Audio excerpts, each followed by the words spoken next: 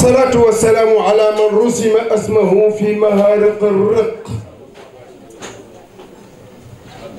وأقر له الأصدقاء بسابقة السبق،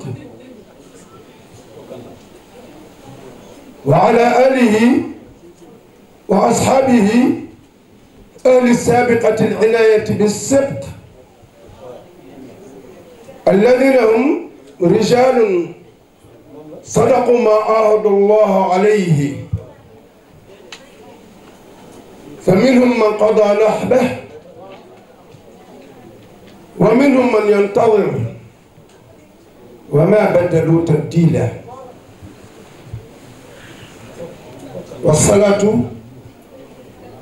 والسلام على شفيع الخلق يوم ينفخ في الصور فإذا هم من الأجداث إلى ربهم ينسلون. أما بعد، Messieurs les responsables politiques de l'APR, Messieurs les responsables politiques de Benno Bokk Yakaar, Messieurs les présidents des mouvements alliés au président de la République, Son Excellence M. Macky Sall, Messieurs les membres de l'Alliance religieuse pour l'émergence, chers invités, nous sommes très heureux de vous recevoir en ce jour où nous procédons au lancement de notre mouvement de soutien au président de la République, Son Excellence M. Macky Sall. Vous aurez l'occasion d'entendre au cours de notre discours d'ouverture les raisons pour lesquelles nous vous avons invité et par là même ce que vous pourrez nous apporter à partir de vos expériences dans le projet que nous entreprenons. Le thème du discours est bilan des réalisations de la politique de l'émergence et l'importance de l'unité de toutes les forces partisanes autour du président Macky Sall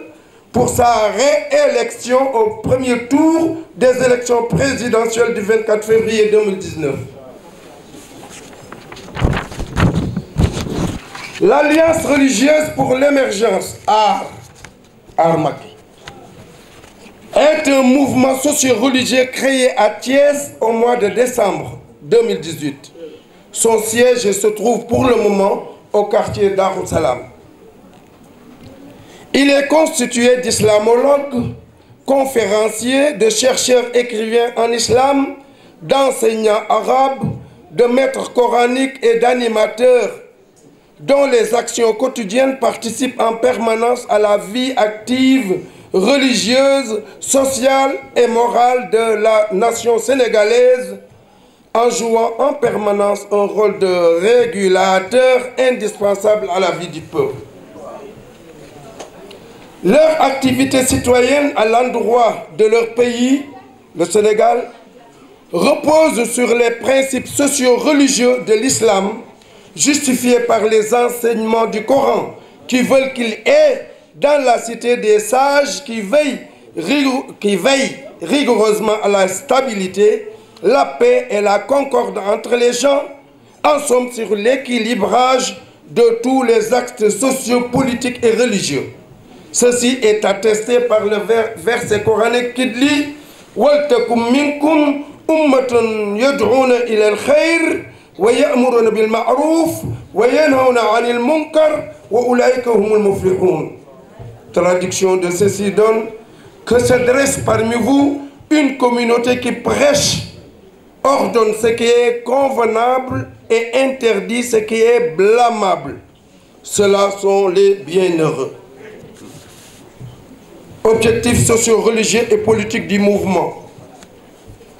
Le mouvement Alliance religieuse pour l'émergence, AR, est une structure socio-religieuse et éducative qui entend participer au développement du Sénégal par son engagement citoyen sincère à côté du président de la République, son Excellence M. Macky Sall, afin de jouer un rôle déterminant dans sa réélection dès le premier tour aux élections présidentielles du 24 février 2019.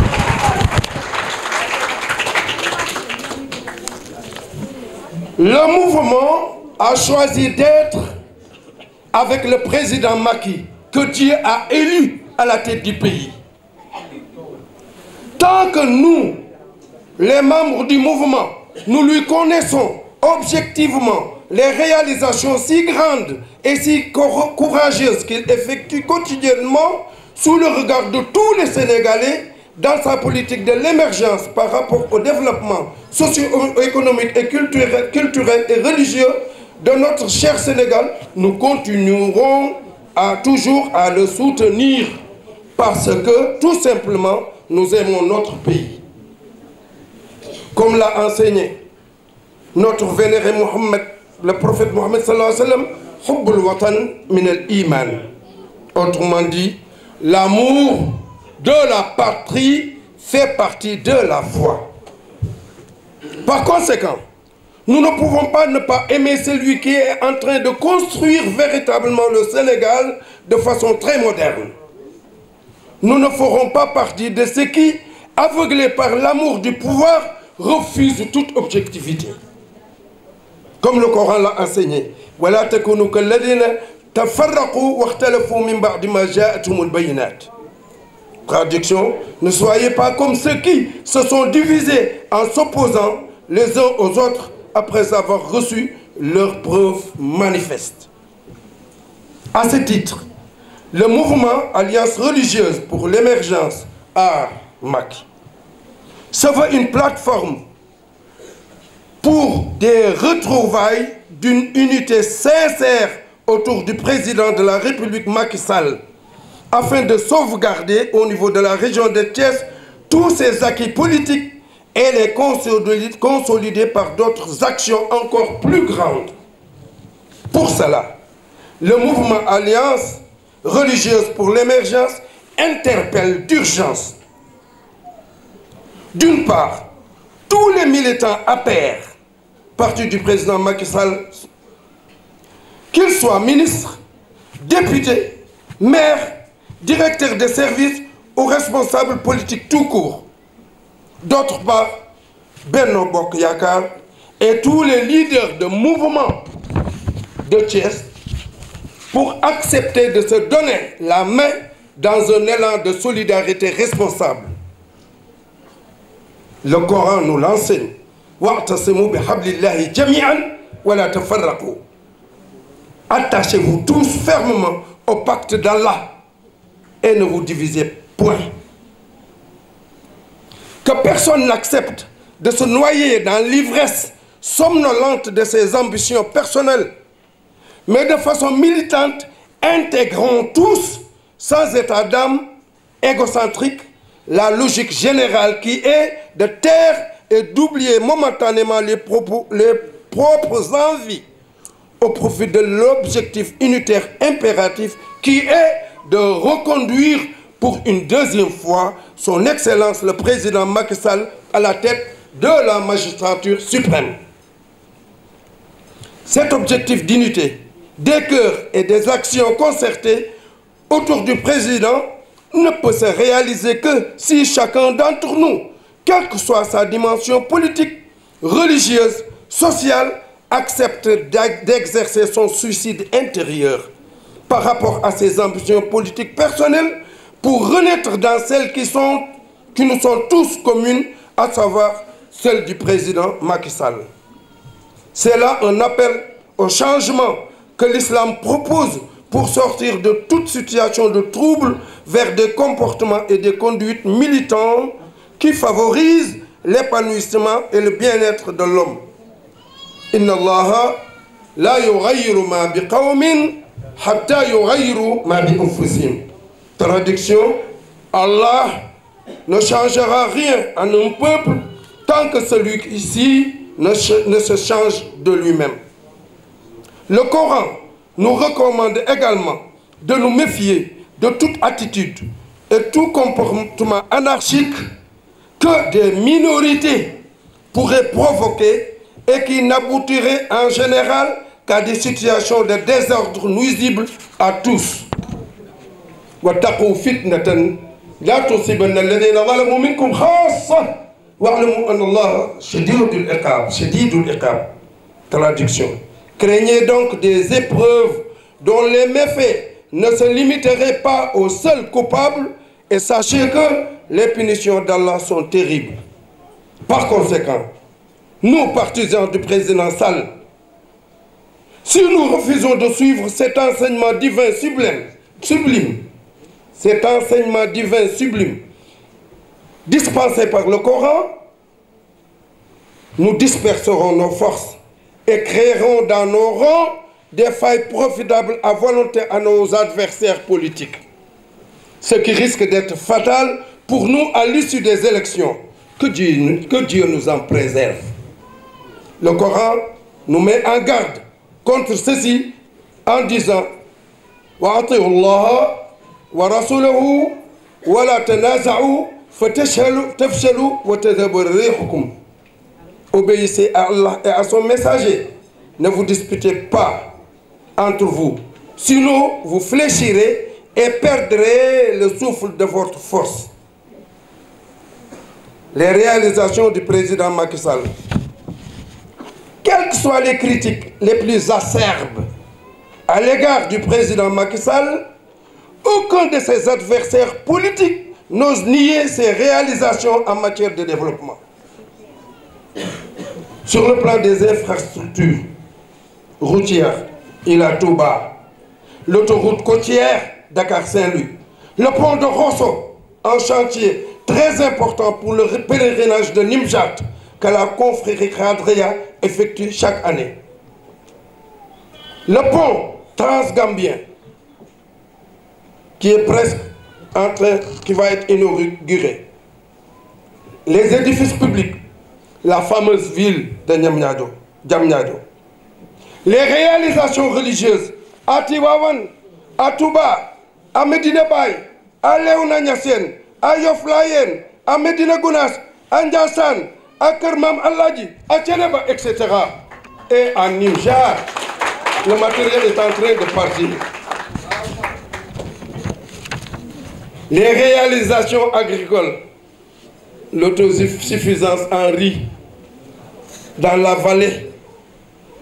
sur le plan pour l'éducation, la reconnaissance du bac arabe, les bacheliers arabes. Hein? C'est un grand saut universitaire. Le sport, vous avez tous vu les arènes sénégalaises. Un bijou. Le terrain de basket de Diamniadio Arena, un super bijou. Ajoutez à cela le pétrole qui va être extrait de la mer et le gaz qui est partagé entre le Sénégal et la Mauritanie. Pour tout dire, nous ne pourrons pas échanger Macky Sall contre quelqu'un que nous ne connaissons pas. أقول قولي هذا واستغفر الله لي ولكم والسلام عليكم ورحمة الله. moo xam kilifa coutumier la moo xam kilifa politique la maa ngi yëkkati kàddu yi ci sama ndigalu kilifa le ministre des Forces armées monsieur Augustin Tine, coordinateur départemental de la coalition Benno Bokk Yaakaar mi nga xam ni mooy fi waroon a teew tey mais yàlla def muy maye jarbaatam daanaka buñ fi jógee nii sax foofu nañu war a dem nii maag délégation bi nga xam ni moom laa àndal muy doyen Mor Niang mi nga xam ni mooy le président des sages au niveau départemental, doyen Ahmad Kamara, coordinateur départemental du PIT à Thiès, ànd ak monsieur Brin Ndiaye bi nga xam ni au conseil des collectivités territoriales la ñu ñëw teewal ko fii ak monsieur Cheikh Kane mi nga xam ni mooy permanent AFP au niveau de Thiès Ouest pour feddali kóllëreem ak ñi nga xam ni ñoo initié mouvement bi nga xam ni dalal na suñu xel trop ci Thiès gii di leen féliciter aussi ci initiative bu rafet bii ndaxam waxtu bi def ñu xaw a njat te préoccupation yi bëri na dañuy tënk rek mais ministre bi mi ngi leen di tàllal loxo di wax ni mun ngeen a compter ci ñun li président wax léegi ñu dafa bëgg ñu partager suñu expertise ak suñuy expérience mën ngeen a compter ci ñun parce que ñun lenn kese moo ñu soxal mooy Macky Sall faluwaat mooy Macky Sall gagné Thiès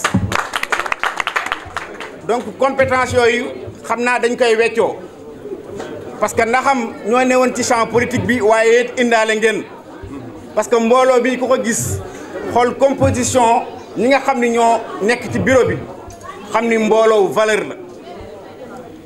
donc ndaxam dinañ indi on est prêt à partager avec vous mais ñi ngi xaar aussi lu bëri loo xam ni ay conseil la ay suggestion la pour que ñu mën a ànd def benn say nekk benn ba bu élection yi jeexee incha allah ñu falaat monsieur le président de la République dès le premier tour maa ngi leen di gërëm di leen sant di jéggalu ci xataay merci. jërëjëf ku si nekk ñu ngi lay nuyu sa tur ak sa sant ginnaaw bu ñu nuyoo suñu kilifa yi nga xamante ni ñoom ñoo ñu fi jiitu ñëw di jiital si le coordonnateur départemental bi nga xamante ni moo fi yebal son directeur de cabinet monsieur Demba Diouf di sama xarit mais di jël nuyoo bi di ko teg ci sunu sœur di sunu xarit la directrice de l'ANAM Adja Ndeye Tika Ndiaye nuyu sama frère sama naataango le président Babacar Fall di ñu nuyoo ñoo ñëpp nuyu sunu gan gii fi egsi léegi nii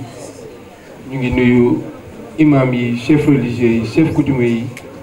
chef politique yi nga xamante ni ñoo teew fii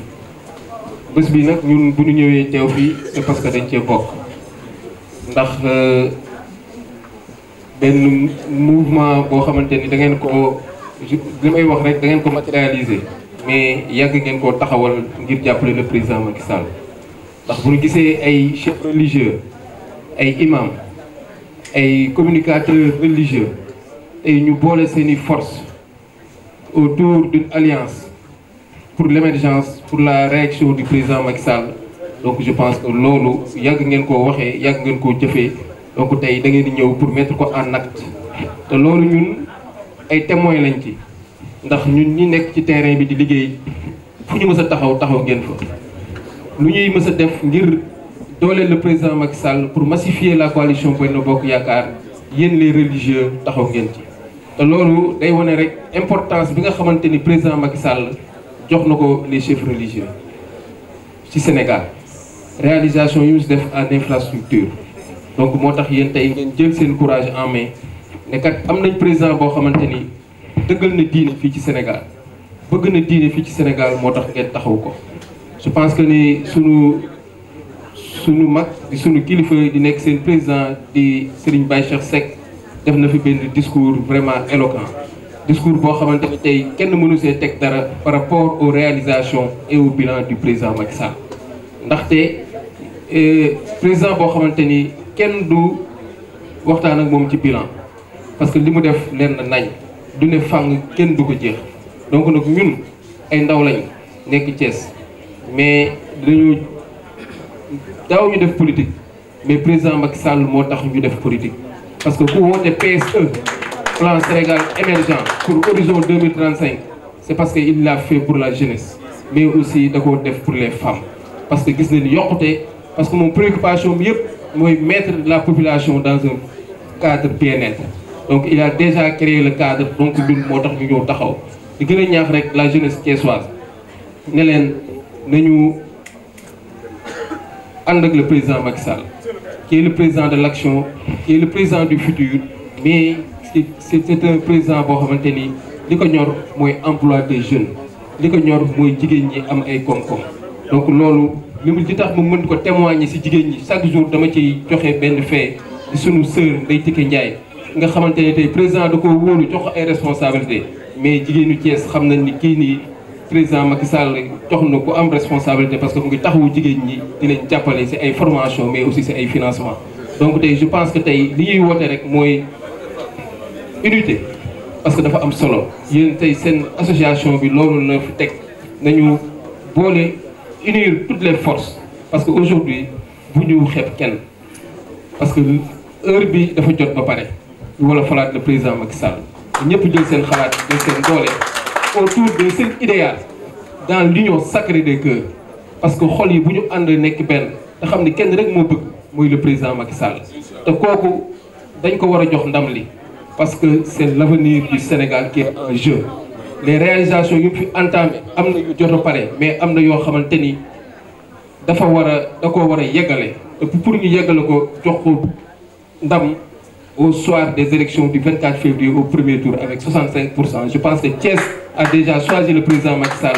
Thiès a choisi le président de la vérité, mais aussi Thiès a choisi le président de l'émergence, le président de l'action. Assalamu alaikum wa rahmatullah.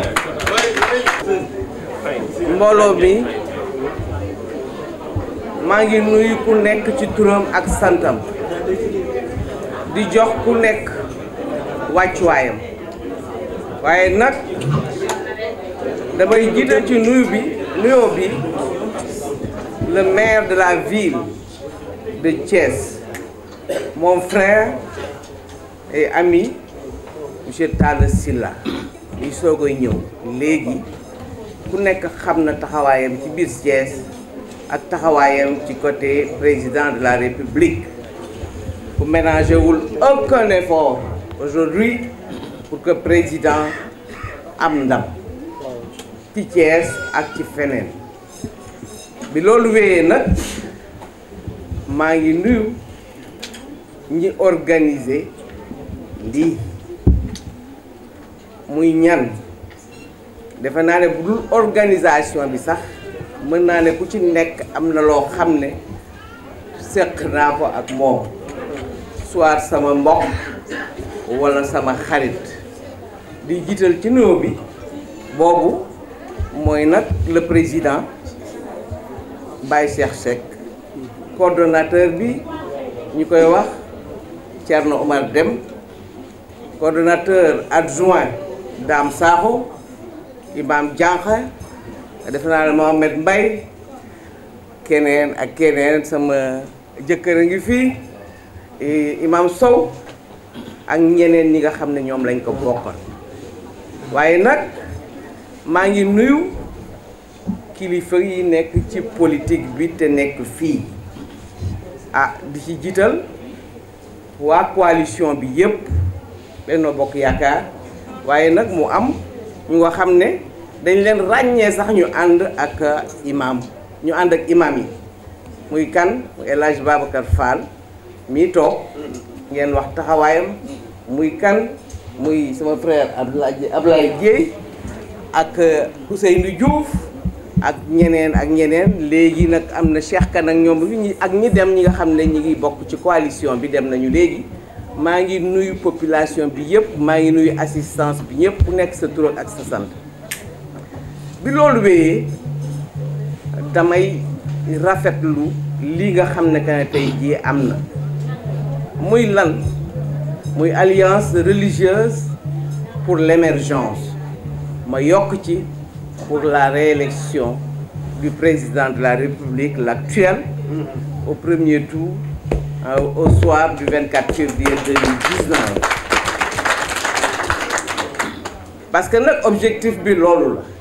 la naam ni ko sama frère Ablaye waxee léegi yéen a ngi ci woon bés bu nekk waaye lii dafay expression wu reconnaissance dafay expression de gratitude dafay reconnaissance wu li nga xam ne que ne tey jii le président de la République def na ko ci Sénégal muy un bilan boo xam ne kii wax na ko léegi Baye Cheikh un bilan élogieux duma jaaraat ci bilan bi parce que nag la liste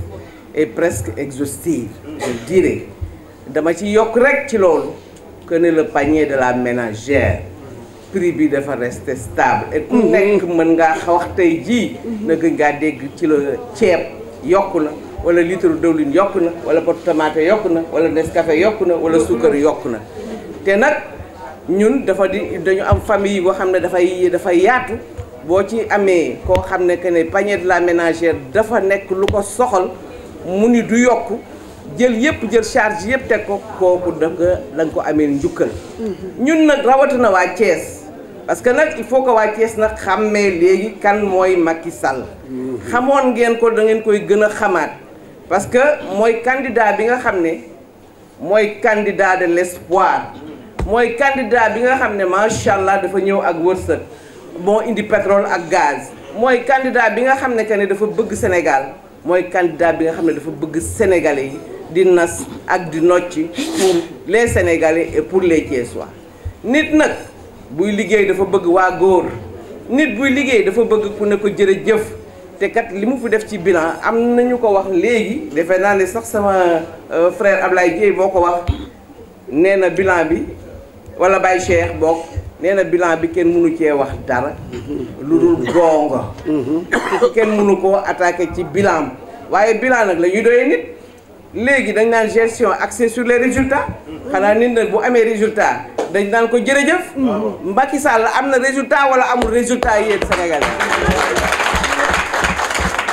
kon nag du ma def lu dul gërëm leen sant leen yéen ñi nga xam ne da ngeen ñëw pour dooleel ko dolli ci ñun li ñu doon def naam mus leen fi jóg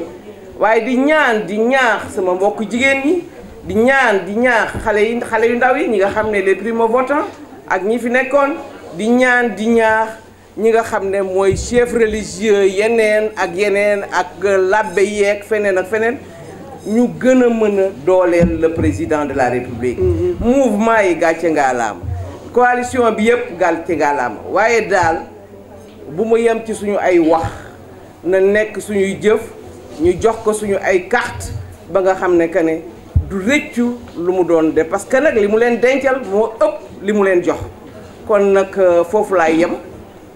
ku la ne danaa la jox reer te fekk na jox na la ndékki jox la añ boo yeboo nga gëm ko Macky Sall moom la kon nag moom la ma bëgg ngeen dëggal loolu jërëjëf merci beaucoup daf ñu ñor lool ñor nañu ndax ñi ko woote Baye Cheikh maa ngi jaarale ci yow nuyoo ak ngërëm bu ma jagleel ñi bokk ñépp ci kuréel bi ñuy wax aar déglu naa leen bi ngeen koy yëgle bi ngay yëkkati kàddu ba bi ngay daaneel ak ñeneen ñi ci topp ñépp déglu naa leen mënuñu woon bañ a teg beneen bi ci des mooy ñi ngeen woo ci jataay bi ànd ko ak ñoom muy ñi nga xam ne ñoom ñoo jóg fas yéene jàppale le président de la République Macky Sall te ñu féete fii ci suñu dëkk bi ñuy wax Thiès mu am ñoo xam ne ñëwoon nañu feeñal seen yéene dem ak ñi fi ne ñu ràññee ci nag sëñ Babacar Fall mi nga xam ne xam naa seen diggante ak moom xam naa li muy dox lu ci bëri loo xam ne doxu suuf la Mamadou ñi ngi muy toog yàlla dogal na nu bokk ay ngëm-ngëm yu bëri waaye it am na leneen lu ñu boole ci wàllu mbokk ñuy rafetlu teewaayam ci lu mel nii Ablaye Dieye ma di ko encouragé saa yu ma toll ndax kuy wax ne siggi jot na mi ngi lay encouragé ci ne boo siggee nga taxaw te boo taxawee nga dox Ousseynou Diouf maa ngi koy nuyu moom itam di ko ziar bu baax a baax démb maa ngi moom ñoo nekkandoo woon ca Daaru Marnaan sang ñu ngi lay nuyu di nuyu daal mbooloo mi yépp di leen wax ne li ngeen def tey ji man ngeen ko defal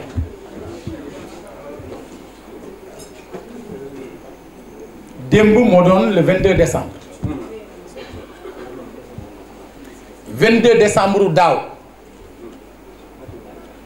dafa am lu ma am ci yëg-yëg ma am inspiration bu may wut ma jóg jëm Touba di sàkku si ñaan te ñépp xam nañ ni suñu sang bu tedd ba di Serigne Cheikh Sidi Mokhtar Mbacké yàlla na suñu borom yokk leeram ca màggalu daaw génnul woon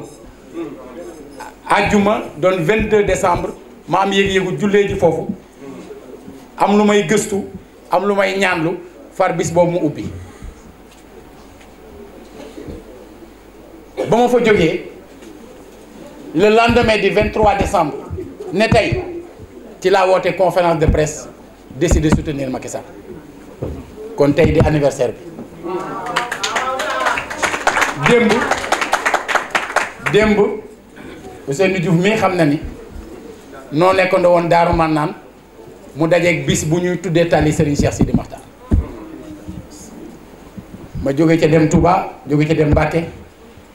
doog a ñëw Thiès tey jii ngeen di organiser lu mel ni di dajale mbooloo di jëmale mbir yi ci bennoo nga xam ne kuréel bi am na bu ni tudd waaye ngeen bëgg au-delà de kuréel bi bennoo boobu am ci objectif boobu dama ci mën a sawar a wax ngir dañu am sang bu mag Serigne Abdoul Ahad Mbacké yàlla na suñu borom yokk leeram da daan wax ne lu baax soo ko fas yéenee def da ngay xelu def ko balaa xelu di ko def di jot ñun daaw ci 23 décembre bi ñuy décider ne dañ koy jàppale booba jàppale ko yombul woon booba une certaine opposition avait imposé un terrorisme ba ñu bëri ñemewu ñoo yëkkati kàddu ñu dul ña ca bokkoon jëmale ca moom ngir dañuy jaawale ñu jëm ci élection présidentielle nit ki choisir un candidat ak transhumance ça n'a rien à voir man je suis à l'aise pour en parler parce que tous les Sénégalais savent que alal yëkkatiwuma daraja yëkkatiwuma am na fu ma jaar ak régime u Abdou Diouf gën a nekk ndaw lu bëri mën a ne ma won ko ginnaaw ñi xam nañu ne man xaritu Ablaye Wade laa woon di xaritu soxnaam xaritoo bu sori boo xam ne ña daan liggéey ci biir kër Abdoulaye Wade dañ doon wax ne Viviane juróom la faale ci àdduna ñu ne Abdoulaye Wade Karim Sindiély Talla Sylla ak xaj bi Ulysse ñoom ñoo ko daan wax maa ko tuddee woon Daba Ndiaye kon suñu diggante sori woon na waaye bi président Abdoulaye Wade waree toog le 19 mars 2000 le 18 mars 2000 muy veille bi texte bi mu mujjee jàng ci kanamu presse bi man maay ki ko mujjee corriger te bi mu xasee falu laa ne je choisis la posture de sentinelle de l'alternance bokkuma loola président Moustapha Niass mi nga xam ne moom laa souteniroon ca premier tour ba xam na ci dara ndax bis bi muy njëkk a liggéey ci bureau primature man la àndal maa njëkk a dugg ca bureau ba lam ca njëkk a bind muy Assamadou man la ko may parce que booba mi ngi ma bëgg a gërëm ci liggéey bi ma def ba alternance am ba pare ne bokkuma ndax j'avais opté pour la posture de sentinelle pour veiller sur les intérêts du peuple sénégalais ñépp xam nañu la ca xew ce n'est ni le lieu ni le moment pour di ci jaaraat mais dama leen bëgg a wax ni luy war a tax ngeen comprendre te message bi gën a jëmul surtout ci yéen ñi ànd ak Macky Sall ma ngi jëm ci ñi àndul ak moom dama leen di wax ni le chemin bi ma def ba man taxaw daaw 23 décembre ne maa ngi koy jàppale kenn ku ci nekk soxla woo def chemin bu toll noonu pour àgg ci ndax bi ñu waree fal président Macky Sall deuxième tour 2012 man rek maa taxaw te muy sama xarit depuis l'université mais man rek maa taxaw jàkkaarloog assise nationale ne leen bala ngeen ko fal na ngeen woote autour d'une table pour laaj ko ne ko bëggoon nga exprimer ay réserve permettre ñu lu ko parce que dañ ne c'était pas prévu par les assises mais comme suffrage du peuple may na la yaay dem deuxième tour kon yaa nar a doxal nañu toog autour d'une table pour nga wax ñu sa réserve yooyu yan la ñu waxtaan ci ba juboo bu ko defee sooy liggéey coow du ji keroog quand j'ai pris la parole j'ai dit il nous faut élaborer des stratégies appropriées pour juguler toute tentative de trahison comme il en fut de nos rêves au soir de la victoire commune de mars 2000 personne ne m'a écouté ma wax leen ne l'engagement d'un candidat n'est pas une garantie suffisante pour rendre irréversibles les changements espérés personne ne m'a écouté kon suñu demee ba jëmmi jamono ces mêmes personnes qui disaient en 2012 entre les deux tours voulant certainement très rapidement bokk ci nguuru Macky Sall ñu bañ a wax lenn lu koy naqari ñooña doon wax ne du ñu gëstu du ñu xalaat du ñu saytu na fi Wade jógee rek bu fi jógee rek li ñu bëgg yëpp am su ces mêmes personnes jógee ne na fi Macky Sall jógee ma lànk man ba wut ku may lànk la parce que soit ces personnes avaient manqué de vision en 2012 ndax débat yi ñuy posé tey yëpp loolu laa bëggoon ñu posé ko entre les deux tours pour ñu dépasser ko kon suñ ko posé tey c'est soit ils avaient manqué de vision à l'époque wala xamoon nañ ko mais bëgg a nguuru jamono boobu ëppal leen njariñ pourquoi donc nit koo xam ne bëgg a nguuru moo nekk mentalité am mu jóg ne la damaa bëgg nga fal ma nga di ko fat c'est ça la vraie question beneen ba ca topp mooy dama ne Macky Sall yaatal nañu ñun ñi ànduloon ak moom ci politique ndax ci yeneen ñi mosuñoo noppee ànd man moom dem si yàlla si Ousmane Masseck Ndiaye ak seeni soxna mosuñu noppee ànd mais ci politique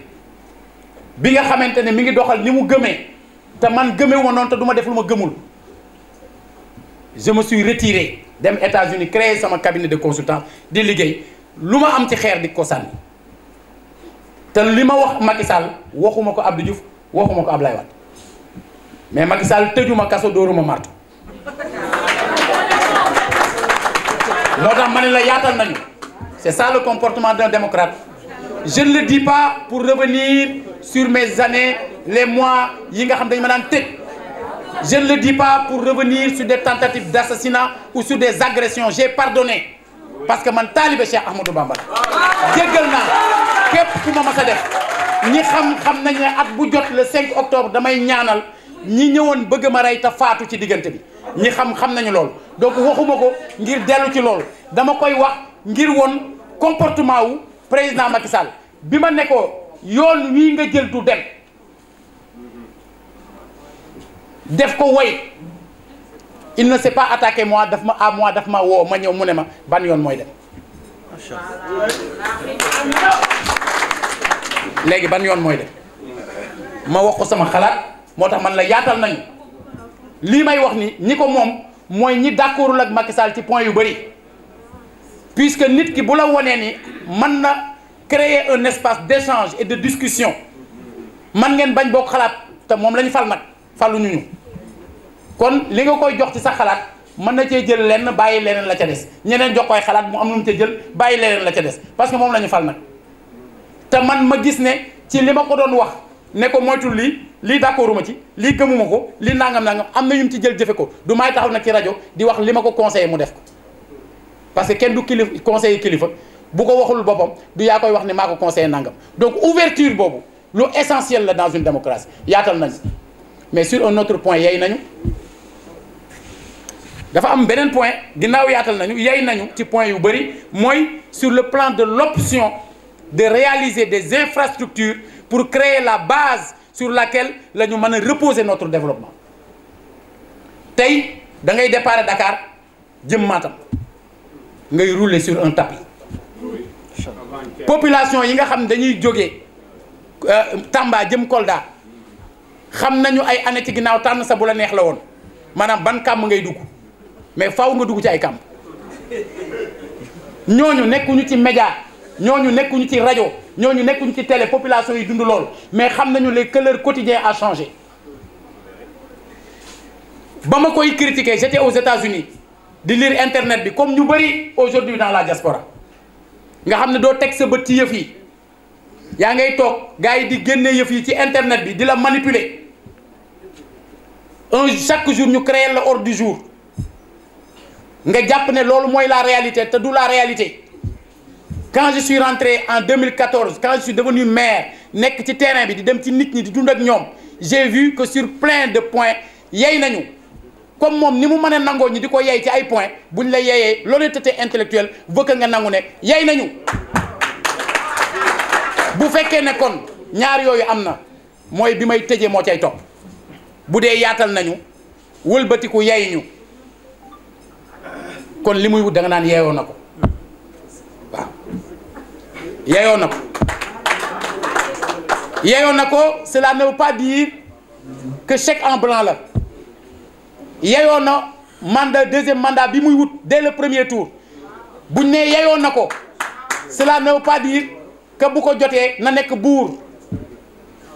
déedéet waxuñu loolu mais dañ ne yeeyoo na ko maintenant ñun ñi nga xam ne nee naa leen ba léegi waxuma ak yéen ñi far ak moom de ñi farul ak moom laay woo ngir bu tool day yokkoo ci mbooy mi waaw ñun dañuy wut di ko ñuy wutal Macky dañoo bëgg mu yokkule moo tax may wax ak ñi àndut ak moom waaw te dinaa am yeneen espace yoo xam ne waxtaan wi dinaa ko gën a mën a xóotal gën caa gën a mën a yaatal ak ñi ne ci diaspora bi ak ñi ne ca feneen pour wax leen ni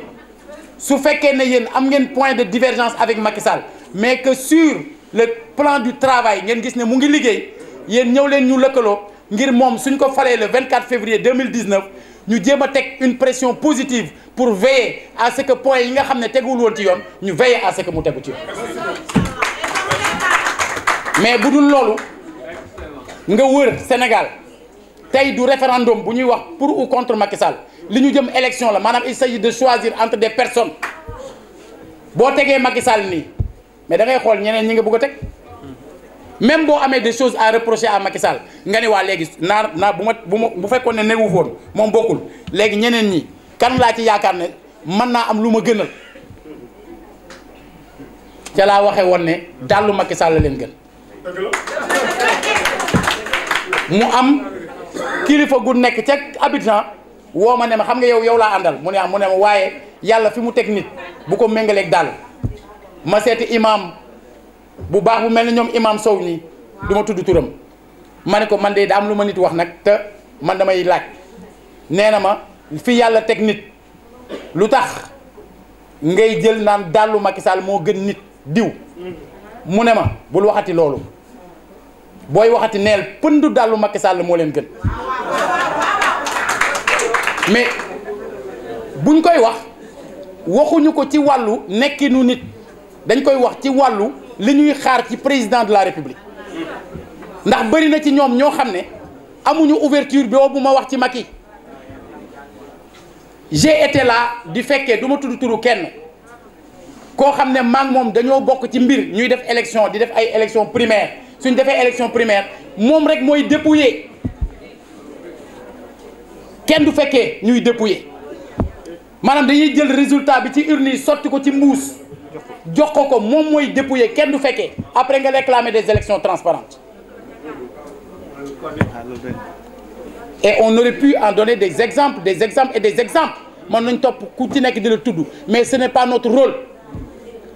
aujourd'hui est de nous organiser de nous unir pour consolider li nga xam ne liggéey boobu tàmbali tey notre devoir c'est de nous unir de taire les divergences surtout taire les divergences au sein de l'APR au sein du Benno au sein de la majorité présidentielle il faut taire les divergences ginnaawal les intérêts personnels crypto personnels ku ci nekk te nga àndoon ak Macky Sall defal na la jàppale na la jox na la teraanga jox na la ngay liggéey ci poste ngay liggéey ci poste quand je dis poste je parle pas de la poste ngay liggéey ci poste bu baax di man di fa wéeru di jàppale ay nit ku ci nekk mu nommé la jox la tey yaa ko ameel njukkal ñun ñi ngi ni xoolal li ñuy wax lu ñu gëm la ñuy wax ñun yoree luñ ko benn poste dara lañ ko yoreew dañu bëgg Sénégal et dans le contexte actuel parmi les candidats moo ñu gën a am nañ ci droit nag keneen am na droit bañ a far ak moom mais moo ñu gënal kon suñu kilifa diine yii suñu toogee dajaloo ne dañu bëgg a aar Sénégal ba créer alliance religieuse pour l'émergence ñun dañoo war a ànd ak ñoom kuréel ak ñoom ngir kiiraay googu loolu la ñuy xaar ci kilifa diine comme yéen a ngi bëgg a aar Sénégal ñu ngi ak yéen ngir ñu aar Sénégal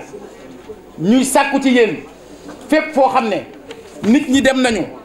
di nam am ay jafe-jafe ngeen dox ci ngeen ñaw ngeen ràbb ngeen fexe ba ñooñu ñëpp concentré wu autour de l'essentiel pour que le 24 février 2019 li ñu bëgg a am Sénégal tegu ci yoon ñu jëm ci kanam ñëpp yokku ba yëg ko jërëjëf. merci monsieur. auzu billahi mina sheytaani rajim bismillahi rahmaani rahim. maa ngi nuyu mbooloo mi yëpp ku ci nekk ci turam ak santam di jiital nag ci nuyoo bi suñu maire excellence monsieur le maire de la ville de Thiès, mon cher frère et ami monsieur Talla Sylla, avec qui j'ai l'honneur d'être aujourd'hui autour de cette table. di ci teg aussi le président du mouvement Alliance religieuse pour l'émergence art. seen tur bi dinaa ci dellu si waat léegi ndax tur bu ma neex lool la. di nuyu it monsieur le président yow ak ñi nga bokkal seen mouvement bi yëpp mënuma tudd kenn yow su ma la tuddee rek ma leen tudd naan ñëpp tey yow da ngay sama mag di sama sëriñ di sama xarit yow ak ñi nekk ci mouvement bi yëpp ak cër bi ngeen ma may ba invité ma tey nga xam ni lu ma jàppoon dama ko bàyyi di jéggalu nag ci tardé bi li ko indi xëy na mënu ma ko leeral mais xam nga nit moom soo demee ba waa dëkk bi yëpp bëgg la ca nga may leen cër ñu may la cër su ay mag waaxoo dekk si sa kër xëy na joxoo leen rendez-vous mais seen taxawaay ak seen cër tax na mënoo leen faa bàyyi foo jaar toog wax ak ñoom déglu leen jàmm sante leen loolu rek ma téye woon kër ga ca ay mag lañ ay imam yu mag lañ am seen tur ci dëkk bi suñu joxee nag seen kër ñëw ba sama kër mënu ma def lu dul toog déglu leen mais du ñàkk leen a jox cër du it amoon yeneen programme parce que programme bi ma tax a ñëw Thiès tey benn bi kott la moom rek ma tax a toog dimanche ba heure bi ndax tey ci suba laa waroon a ñibbi mais dama doon damay toog ba 18h ou plus tard 18h ma mën a ñibbi kon nag ngeen xam ni tardé bi maa ngi ciy jéggalu lool. di nuyu it sama collègue yi ma fi fekk particulièrement sama xarit Babacar Fall président Babacar Fall moom day kenn ci man bëgg ma ba ma yëg ko fu mu waxee tudd ma moom it dinañ gëj a gisee fan yi mais maag moom yëpp xam nañ ni du ñuy yàgg gisante ci xam nañ cofeel bi sax suñu diggante kon nag maa ngi koy nuyu di ko jox wàccuwaayam moom ak mon jeune frère qui vient de partir président Ablaye Dieye nga xam ni ñoo bokkandoo doomu Thiès te muy organisation boo xam ne day wéy su soobee yàlla di ci nuyu it Habib Kane Ousseynou Diouf ak mon ami ñeem fekk yëpp nga xam ne ay président de mouvement lañ maa ngi leen di nuyu leen jox seen wàccuwaay di nuyu aussi président Cheikh Kane doyen yi ak Souleymane Ndiaye Brin xaw ma ndax mi ngi fi ba léegi mais maa ngi koy nuyu aussi di jéggoon ci ñoom parce que tey aussi dama bokkoon ci sama programme ne damay jaar ci ñoom seet ji leen ndax ni samay parrainage demee tax na ma joxoon leen rendez-vous ba boo léegi egguma fa ma fas yéene demaat fa waxtaan ak ñoom ndax éclaircir li nga xam ni xew na ci diggante bi ca mun na indi une confusion parce que yéen samay mag ngeen samay nit ngeen samay wëllëre ngeen gis naa ne ngeen may jàppe ca xam ngeen aussi cër bi ma leen jox kon nag waa Thiès maa ngi leen nuyu yéen ñëpp di kontaan nag ci ñëw ci conférence bu mel nii lii nag day loo xam ni c'est arrivé à son heure lu tax ma ni c'est arrivé à son heure parce que président Macky Sall lu koy tere toog gannaaw yàlla gisuma ko yéen nag su ngeen ñëwee tey def beneen mouvement boo xam ne dafa tudd aar yéen da ngeen a ñëw mottali lépp li nga xam ne moom moo ci desoon mooy aar liggéey bi nga xam ni defar na moo tax ma ne leen seen tur ba ngeen tànn dafa nekk tur bu am baatin xëy na tur bi ci tubaab ku ko dégg am na solo mais ci tur bi dafa am baatin moo tax moo ko déggee ko dama ci kontaan ba du ma ne damay xaar ba ñëw am lu ma leen jox la ngeen ma fekkee laa buub lépp takk ko ci kay jox leen ne leen dem leen ndaxte dama bëgg lu ci war yëpp rek mu mel ni man maa ko def kon nag yéen ndax da ngeen di samay xarit ci lépp tax Thiès ñor leen président Macky Sall ñor leen moo tax manit loolu rek moo ma tax a jóg tey jàppale président Macky Sall amul équivoque li tax ma def ko nag li Talla wax léegi ne sama mbokk la sama xarit la dañoo bokk aussi des convictions parce que bëgguma wax ci sama bopp day nekk leneen mais li mu wax léegi dëgg la ñun ñii seq ñii tey micro yi dañoo am suñu indépendance intellectuellement financièrement ak idéologiquement suñu jógee nag bàyyi lépp kenn suñoo dégg sax ci politique kenn musul président yi fi jaar yépp dañuy woo sax téléphone jaxal ñu ñuy jël politique di ko wax contre ñu ñeneen ñi doon def politique ku nekk ak sa option de vie mais bi ñu xoolee ni président Macky Sall di liggéey xool les directives yi nga xam ne teg na ko xool le plan émergent qu'il a mis en place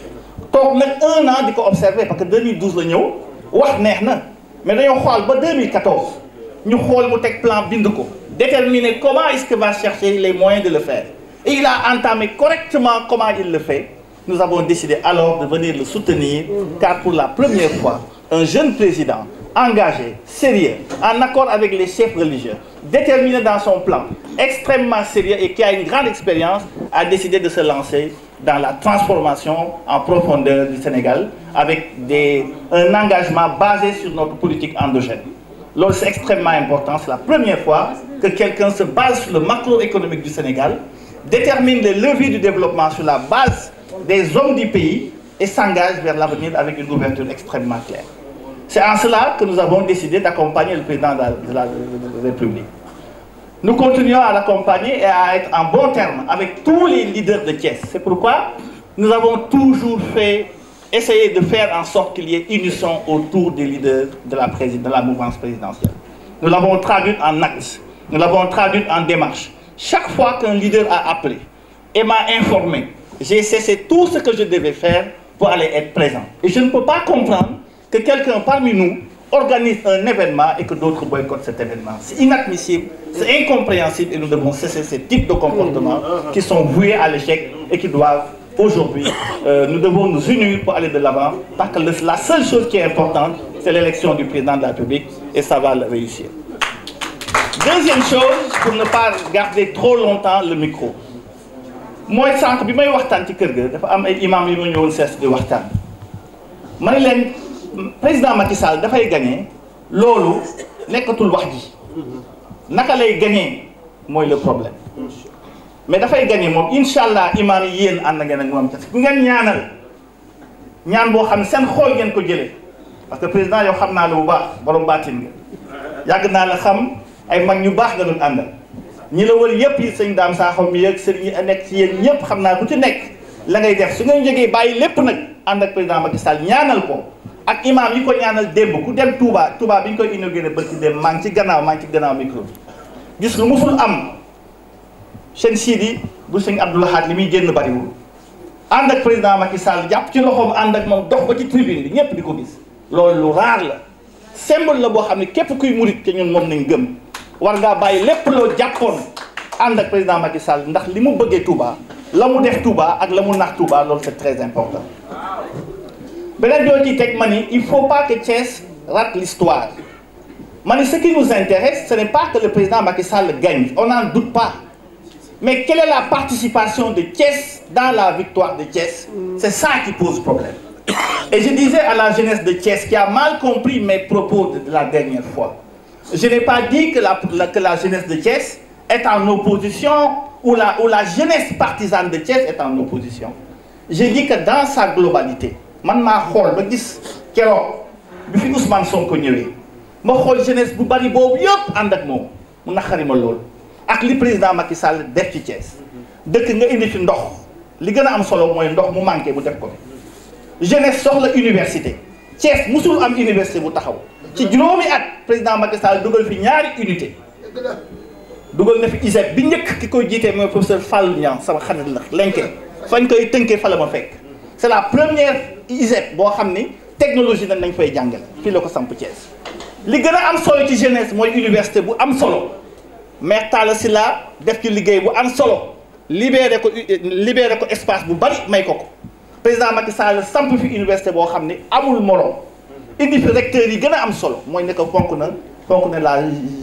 jeunesse de Thiès kon nag président su defee loolu ànd ak yéen ci liggéey bi ñun wax nañ ko gunge li ñu war a éviter kay je disais que la jeunesse de Thiès doit être le coryphée de la génération émergente du Sénégal loolu nag Talla si la nga tekkil ko nit ñi parce que fii da ngay wax tubaab wala wax ay termes yoo xam ni xale yi dañ koy déggee neneen moo tax incompréhension di am su ma nee coryphée mooy le sommet de la chorale ñi nga xam ne tey am na ñun wala ñoo raté wala ñoo raté élection bi ba Sénégal Macky Sall gagné Thiès bañ a nekk dëkk bu ñu gagné kon waa Thiès au-delà de l'organisation dañoo war a booloo pour une fois de l'histoire présidentielle Thiès bokk ci dëkk yi nga xam ni dañ koy remporter. man nag fas yéene naa tàllal loxo ñëpp ànd ceeg maire Talla Sylla ànd ceeg Babacar Fall ànd ceeg mouvance présidentielle bi yépp pour lépp lu ñu mën suñu ñàkk suñu alal suñu temps lépp ànd ceeg yéen waa aar ñu liggéey ba nga xam ne président Macky Sall dina gagné Sénégal naam mais Thiès ñu gagné ko ndax ñu nekk la génération di emporter. kon nag maa ngi leen di sant di leen gërëm di jéggaluwaat ci tardé bi ma tardé di leen dig daal ne imam da ngeen xam ne lu ngeen woote maa ngi seen gannaaw lu ngeen jàpp it maa ngi ci te incha allah dinañ liggéey ba président Macky Sall jërëjëf. aouzu billahi mina sheytaani rajim bismillahi rahmani rahim. ñu sant yàlla bu baax mbooloo mi nga xam ni moom laa nekkal tey mbooloo ma loo xam ni dama bokk ci ñoom wax ci ñoom nag kon dina jafe waaye bala may tàmbali wax ci mbooloo mi damay sant képp koo xam ne ñëw nga fi tey nga ñëw sa jot mayu la nga toog fi ba ñu egsi fii waaye dugal nga sa loxo ba mu mën a taxaw mooy mbooloo mi nga xam ni coalition moo ko jiite mbooloo mi nga xam ni Augustin Tine moo leen fi yabal mbooloo mi nga xam ni ñooy taxawal président fii ci Thiès ñi nga xam ni nag yàlla dogal na ñu toog fi ba léegi se ñu gën a ñàkk jot sax ñu bari may tàmbali ci monsieur le maire nga xam ni boo ñëwee ci dëkk da ngay laajte borom dëkk bi ku fanaan ci dëkk bi mooy sa kilifa donc monsieur le maire ñoo ngi lay nuyu di la jox sa wàccuwaay di la dalal aussi ndax sa daluk bopp ndax mënoon ngaa ñëw ni dama yàkkamti mënoon ngaa ñëw ni dañ ma jox kàddu damay dem ndax dama am beneen yitte c'est kon itam ñu jox la ko parce que xam nañ ni yor lu day ni meeru Thiès yombul kon jot gi nga may sa mbokk yi nga xam ni say mbokk daara lañ say mbokk religion lañ ñoom ñu ngi la ciy sant man itam maa ngi la ciy sant di la gërëm di sant aussi président Mamadou Gningue tardewul parce que même bu tardé sax li mu fi wax ëppoon naa bañ a wax li mu fi wax xëy na da ngeen maa sagal pour jox ma kàddu gi waaye bu noonu noo yem ci li mu wax ndax li mu wax doy na sëkk donc président Mamadou ñu ngi lay sant di la gërëm di sant aussi sama mbokk yi nga xam ni duma leen tudd ndax kenn du tudd sa bopp ndax ba ñuy tàmbali du woon dara dañ doon waxtaan rek ku nekk yéene sa moroom jàmm ñuy xool nu ñuy def ba jàmm ji yaatu moo fi indi lii tey c'est tey ku fi ñëw xam ni li ngeen bëggoon day yàlla barkeel na ko ñi ngi ñaan yàlla mu yàgg ñi ngi ñaan yàlla mu sax loolu moo tax bëgguma sori ci wax ci yéen ndax loo bokk moom di ci wax da ngay mel ni ku ëppal c'est loolu lay bañ président de la république nag nekk na koo xam ni wax naa ko léegi tey benn nit dafa mel ni nga jël bërigo teg ko ci mbartal boo jëlee bërigo teg ko ci mbartal boo amee chance teg sa loxo ñu ne teg nga ci loxo moo tax bërigo bi dem waaye boo amul chance ba mu rëcc la bërigo bi da ngay day dem ba egg fu mu jëm sa yow bokkoo ci loolu moo tax ma ni tey dañoo war a sant yàlla comme ñi ngi ko doon waxtaane ba tey yàlla sottal na ko dañoo war a sant yàlla julli ci yonent bi c'est ngeen ay nit yoo xam ne aussi ay nitu diine ngeen diine rek moo leen ñor waaye kuy doxal sa diine dangaa war a sàmm sa àdduna ndaxte il faut nga mën a sàmm sa ngor pour mën a jëfe sa diine naam monsieur le maire defe naa noonu donc yitte bi mooy tey jii booloo ngeen ñépp a ngi leen di xool na ngeen fexe ba dara bu mu leen taxaleeti ndax ñëpp ñu ngi leen di xool. am na ñoo xam ni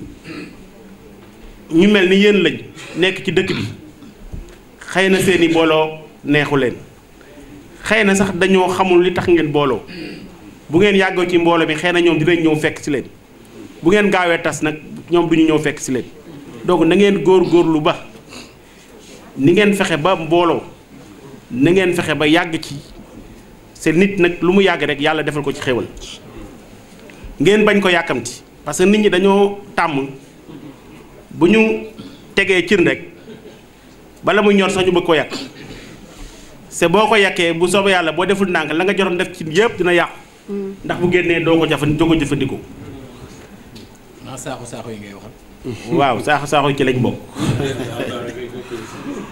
li may wax nii nag xëy na meluma comme le maire Talla Sylla yàlla may na ko mu nekk koo xam ni mën na wax ci mbooloo xam na li muy wax c'est tàmm na ko moo tax it wax na li mu waroon wax yépp mënoon naa bañ a wax melu ma ne aussi Mamadou ñu ngi parce que c'est un professeur boo xam ni moom tam jàng na wax ba mën a wax ci mbooloo yàlla dogal na man entrepreneur laa entrepreneur nag moom jëf lay mën a def du mën di wax moo tax nag ma bëgg a ànd ak yéen di jëf lu ñu jëmale kanam bëgg naa daal ñu ànd boo xam ni du am tànk ginnaaw tànk kanam rek lay am élection yàggatul waaye maa ngi sant yàlla bi ma leen ne teg leen seen loxo ngeen nangoo teg seen loxo ndax bu ëllëgee bu élection yi rombee ba président gagné au premier tour buñ neen ku ko fal ngeen ni ci lañ bokk loolu rek laa leen bëggaloon réew mi fi mel ni moom bu soobee yàlla bu ñu rombee le 24 février ku taxawati tàllal loxoom ni maa fal Macky Sall ngeen taxaw tàllal loxoom ci lañ bokk c'est bu boobaa loo bokk nag lu ñuy séddal dañ laa war a sédd mu tuuti ak mu bari gor nag du wax doylewu ma ñamuma lay bañ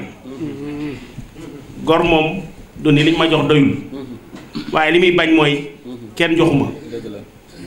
c'est comme ci ngeen bokk ñun ñi tàmbalee woon daawaati jéeg ak ñi tàmbalee woon ay ati at ak le maire mi ànd ak moom ay ati at fi mel ni yéen a tolloo ndax yitte bi rek mooy fal Macky Sall au 24 février et bu soobee yàlla fu Talla fale ñi ngi fal yéen waa aar tam ngeen bokk ñi koy fal donc loolu laa waxoon wax ji du bëri mais sant rek lay doon sant nag defe naa ni imaam yi ñoo fi nekk sant ci la lépp tàmbale sant aussi ci la lépp yem ndax jàpp naa ni imaam Abdou Khadir mi ngi nii imaam yaa ngi nii boroom xam-xam yaa ngi nii bu ñu dajee li ñu njëkk wax mooy nañ ñaan waaye dañuy fàtte ni bu ñuy ñaan sant la ñuy tàmbalee sant la ñuy jeexale Faatiha mi ngi tàmbalee ci alhamdulillahi rabbil alamin salaatu Faatiha mi ngi jeexee ci alhamdulillahi rabbil alamin subhaana rabbika rabbil izzati amma yasifun salaamun alal mursalin walhamdulillahi rabbil alamin donc sant la ñu tàmbalee sant la ñu jeexale li dox ci diggante bi nag li dox ci diggante bi yépp ak cant la itam donc ñi ngi sant yàlla bu baax ci tàmbali bi ñu ko tàmbali ñi ngi sant yàlla bu baax ci jeexal bi ñu ko jeexal gis ñaan nag bu ngeen di ñaan ngeen ñaanal réew mi jàmm am fi ndax dañoo jëm ci élection ngeen ñaanal réew mi tam président am na ñu mu àndal di wut réew mi président yàlla jox ko ci ndam loo xam ne du am benn nattable au premier tour ñu ñaan bu élection yi jeexee itam jàmm des fi ndax Sénégal ñun ñëpp ko bokk maa ngi nuyu ñëpp di gërëm ñëpp asalaam